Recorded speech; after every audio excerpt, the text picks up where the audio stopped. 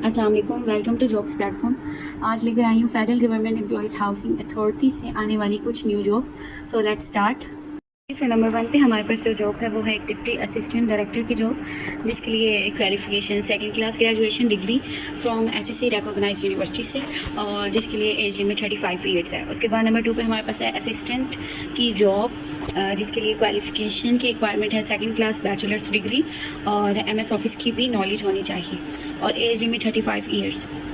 Number 3 पे हमारे पास है एक कैशियर की जॉब, जिसके लिए second class bachelors degree in finance with computer knowledge. Finance में बैचलर डिग्री और उसके साथ साथ कंप्यूटर की भी नॉलेज होना ज़रूरी है, जिसके लिए एज लिमिट 30 ईयर्स है। इसके बाद हमारे पास आ जाती है जी सब इंजीनियर की जॉब, जिसके लिए क्वालिफिकेशन डिप्लोमा सिविल इलेक्ट्रिकल या तो मैकेनिकल इंजीनियरिंग में, वो भी रिकॉग्नाइज्ड इंस्टीट्यूट से, ऐसा इंस्टीट्यूट जो HSC से रिकॉग्नाइज्ड हो, और जिसके लिए एज की लिमिट 30 ईयर्स है। डाटा एंट्री ऑपरेटर की जॉब है, और उसके लिए सेकंड क्लास बैचलर्स की डिग्री, और जिसके लिए मिनिमम स्पीड 10,000 की depression per hour 10,000 minimum speed होनी चाहिए टाइपिंग की एंड डाटा एंट्री की, और जिसके लिए एज लिमिट 30 ईयर्स है। फिर हमारे पास आ जाती है एक स्टेनो टाइपिस्ट की जॉब, जिसके लिए qualification intermediate second class with 80/40 VPM speed. Short hand typing के लिए 80/40 VPM की स्पीड हो, और कंप्यूटर लिटरेट होना चाहिए, और जिसके लिए एज लिमिट 30 ईयर्स या उससे कम। अपर डिवीज़न क्लर्क की जॉब है, जिसके लिए इंटरमीडिएट क्वालिफिकेशन की रिकमेंडेशन है, और जिनकी एज लिमिट 30 ईयर्स या उससे।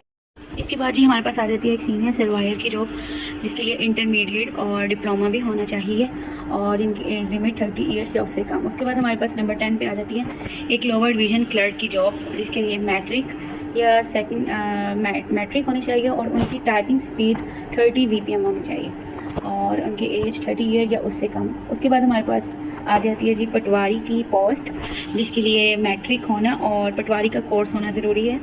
इसके बाद उनकी एज 30 या 38 से कम। फिर हमारे पास आ जाती है जी एक सिक्योरिटी गार्ड और सुपरवाइज़र की जॉब, जिसके लिए मैट्रिक या सेकंड क्लास, और इसके अलावा 30 ईयर्स या उससे कम की एज रिक्वायर्ड है। फिर हमारे पास आ जाती है जी ड्राइवर की जॉब, ड्राइवर के लिए मिडिल पास शुड पॉजेज, इसके पास एक ड्राइविंग लाइसेंस होना चाहिए, मोटरसाइकिल का स्कूटर का LTV लाइसेंस होना ज़रूरी है, और एज 30 या उससे कम। उसके बाद आ जाती है duplicate machine operator, matric pass होना चाहिए जी, उसके साथ इसके बाद उनकी एज 30 या 38 से कम।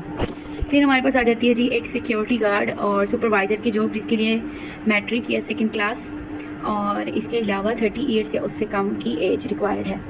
फिर हमारे पास आ जाती है जी ड्राइवर की जॉब, ड्राइवर के लिए मिडिल पास शुड पॉजेज, इसके पास एक ड्राइविंग लाइसेंस होना चाहिए, मोटरसाइकिल का स्कूटर का LTV लाइसेंस होना ज़रूरी है, और एज 30 या उससे कम। उसके बाद आ जाती है duplicate machine operator, matric pass होना चाहिए जी, उसके साथ साथ 3 साल का एक्सपीरियंस भी होना चाहिए।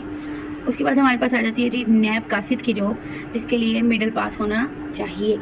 उसके बाद जी सिक्योरिटी गार्ड, जिनको अच्छा बोलना आना चाहिए, उसके बाद उनको अपनी फील्ड के अकॉर्डिंग एक्सपीरियंस भी हो, पहले वो सिक्योरिटी गार्ड की जॉब कर चुके हों। उसके बाद आ जाती है जी चौकीदार की जॉब, और उनके लिए भी यही है कि वो मिडिल पास हो या ना भी हो, पर उन्होंने चौकीदार की नौकरी पहले की हुई हो। उसके बाद इंपॉर्टेंट इंस्ट्रक्शन में जी हमें आ जाता है कि अगर आप